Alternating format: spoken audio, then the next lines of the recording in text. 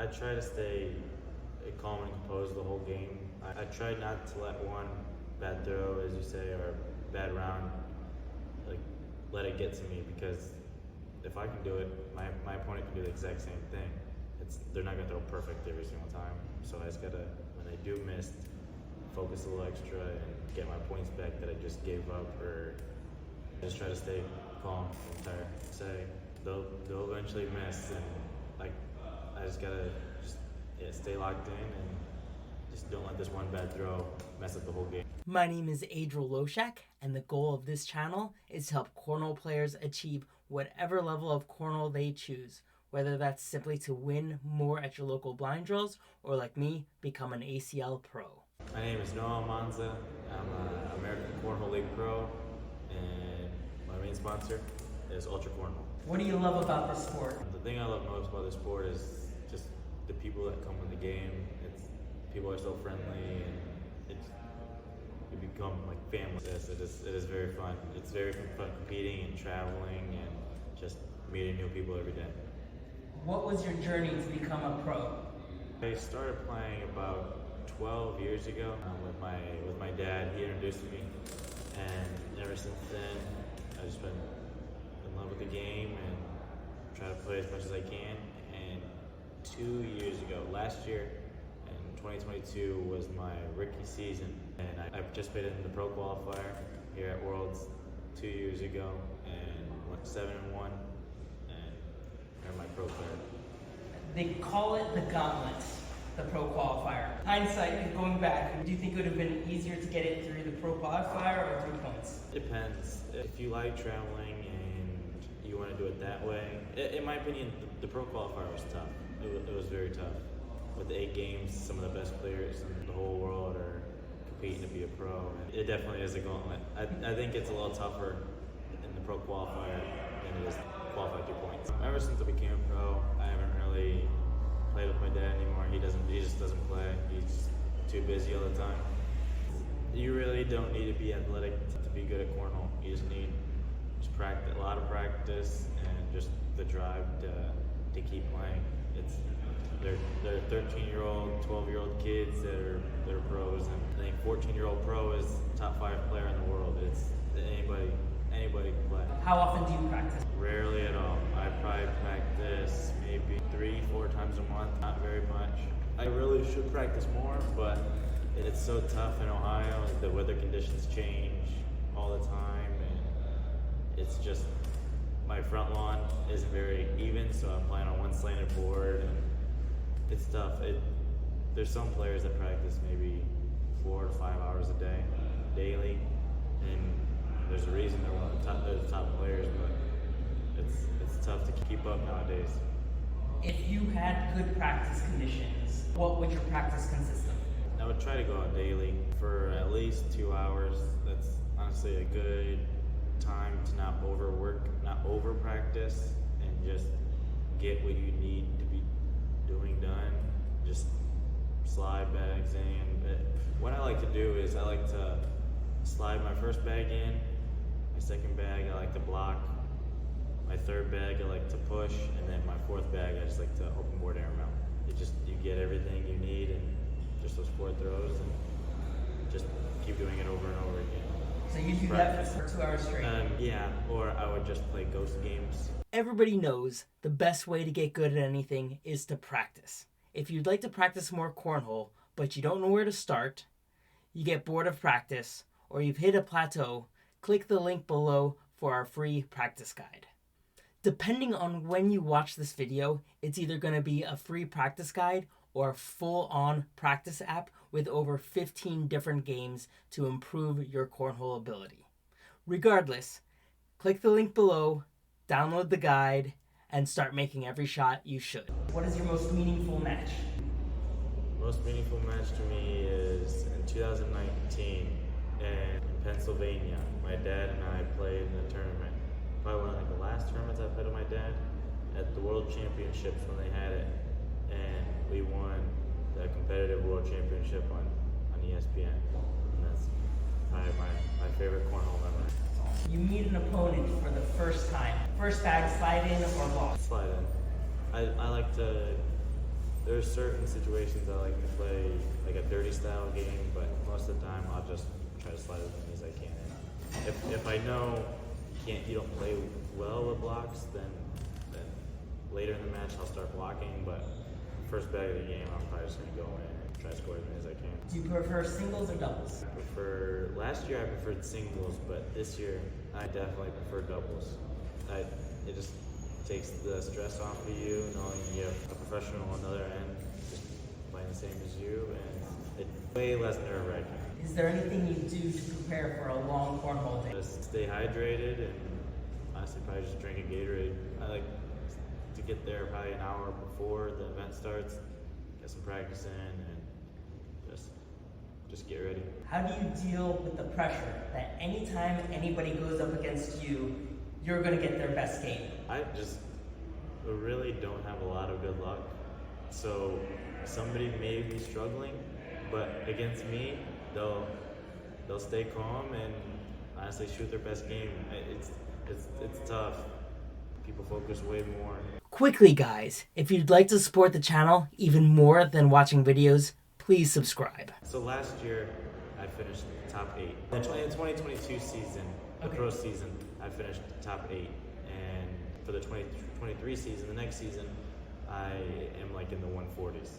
I just had bad draws, and people get comfortable. It's tough nowadays to play.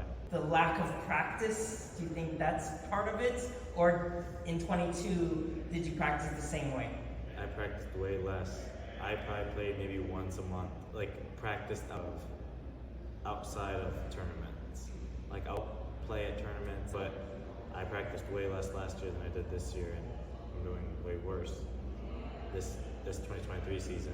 What are your dreams and goals? I am currently going to Ohio State for accounting, and so I have something to lean back on if cornhole doesn't pan out. So I'm just trying to be the best. As of right now, I'm trying to be the best professional cornhole player that I can be. Long-term goal, I do not know yet. I'm still young, and it's tough to put my finger on something right now. How old are you? I'm 21 years old. What year in college are you? I am a third year. I have 3 semesters left. This next part of the interview is the mental aspect of the game. Do you have any pre-games rituals, meditations, or anything that you do to get ready for the day? I do not do anything, like, I'm not really, I don't know how to say it. Like, I don't rely to do something like every single tournament. I don't know, superstitious, I'd say. I'm not really like that. Is there anything that you do before tournaments to get yourself pumped or calm or ready to go? I would say just listen to music in my headphones to kind of like lock me into the game, and I think headphones and music help a lot. What's your playlist? I listen to everything. I listen to hip hop, rap, jazz, pop, country, everything you can think of. I listen to it. You had a bad throw or a bad round. It's not the end of the game. Maybe it's now 12-6. What do you do? What self-talk? What physical things do you do? What do you do to get yourself back so you don't lose the whole thing because of one throw or one round? I try to stay calm and composed the whole game. I try not to let one bad throw, as you say, or bad round, like, let it get to me, because if I can do it, my opponent can do the exact same thing. They're not gonna throw perfect every single time. So I just gotta, when they do miss, focus a little extra and get my points back that I just gave up, or just try to stay calm the entire. What do you say to yourself, and what do you do to stay calm? I just say they'll eventually miss, and like I just gotta stay locked in and just don't let this one bad throw mess up the whole game. You're on ESPN. You have a game-winning shot. It could be easy, slide in for the win, or it could be airmail drag for the win. In those situations, the game-winning shot is always difficult. What do you do right before that shot so you execute? Just take a deep breath. Just imagine it's any other shot, and just shoot it. Just have confidence. Don't think, what if I miss this or anything like that. Just believe you're gonna make it, and just throw it with confidence. Your opponent is doing something that's annoying you. What do you do so it doesn't affect your game? It depends. If it's like in the rule book that they can't be doing it, I'll go contact the director, or I'll just ask them to stop whatever they're doing. But it depends. If it's something like game changing, then I'll probably go get a director. But usually I just focus on my bags. I try not to think of them doing whatever they're doing. Just focus on my game. You're at a blind draw, and your partner's playing really bad. What do you do to get him back in the game? I talk positive to my partner anytime. I'm not a huge, oh yeah, you missed this, so just don't do it again. I just try to lift them up and try to bring them back up to how they can throw. If they're good, then obviously you can just tell them. If they're a beginner, it's all fun anyways. It's a blind draw.